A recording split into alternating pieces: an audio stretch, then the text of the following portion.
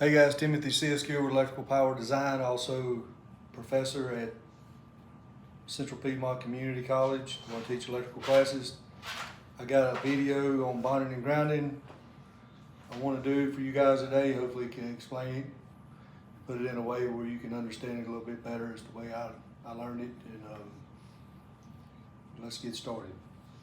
All right, start with the big picture. Say I'm going to break grounding and bonding down into two areas. What happens on the service side and what happens after we leave the service disconnect when we get to the load side. What is a grounding electrode system? 250.50, 250.52, A1 through A7, all qualifying grounding electrodes that are present at the building are bonded together to form one grounding electrode system. Examples can include qualifying metal underground water pipe, concrete encased electrodes, building steel, ground rings, and rod, pipe, and plate electrodes. 250.52 identifies the permitted electrode types. If the building has multiple qualifying grounding electrodes, we bond them together. We are making all of those electrodes one grounding electrode system. So what we're talking about is the building steel, concrete, case electrodes, water pipe, ground rings, and then down here we got the grounded conductor connected down here to 250.66A. Says rod, pipe, and plate electrodes. It says it can be a number 6 bare or a number 4 aluminum. All right, so what is the neutral called? The wire we commonly call the neutral is called the grounded conductor in the NEC. At the service, the grounding electrode conductor, which is this wire right here, the grounding electrode conductor connects the grounded service conductor at the permitted service connected point. So basically, we got a 400 amp panel here, 200 amp panel here, transformer here in the middle. So 400 amp will go to 310.16, 500 kC mil is good for 380 amps. They don't make a 380 amp breakers, 240.6 that we can round up, so we round up to 400 amp. We take that 400 amp, we go to 250.66. 250.66 tells us that based on 500 kC mil, we go down, I think it's over 350 through 600. It's a 1/0 copper conductor, which is going to be our grounding electrode conductor. That's going to connect to our grounded neutral conductor in our service point here. That will connect our building steel, concrete, encased, water pipe, and ground rings, everything together, except rod, pipe, and plate electrodes. It'll be connected here at the neutral bar or the ground bar, but it only has to be a number 6 or a number 4 aluminum. So, a good way to that I've learned it is from the service point of here.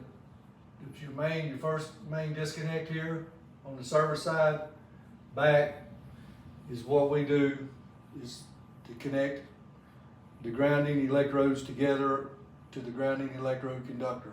That's where we bond everything together, building steel, concrete, water pipe, stuff like that, to form the grounding electrode system. That's on the main breaker before the first main breaker. So, and their size, that grounding electrode conductor is sized based on the largest ungrounded conductor in the box, which is 250.66. Once we leave there, then we go to a sub panel. Then we get into 250.122. Once we leave the service disconnect, we're on the load side. The neutral and equipment grounding conductor are kept separate.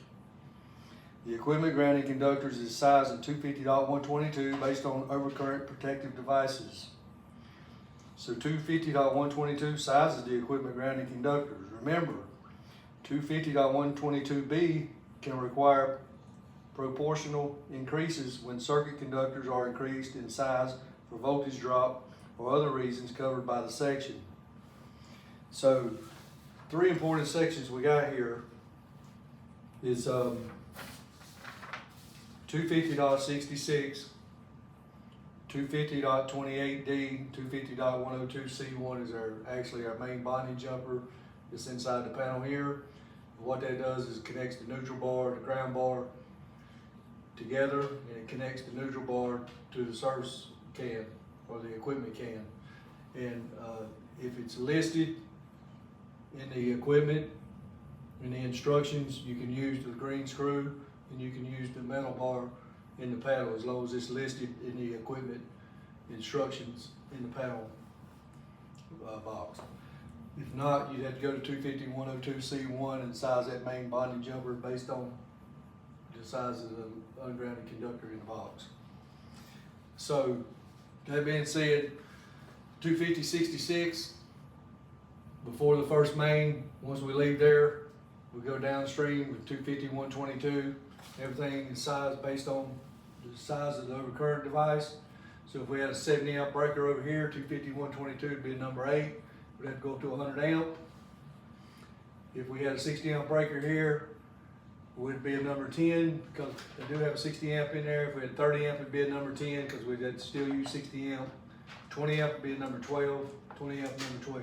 That's all 250-122 right there.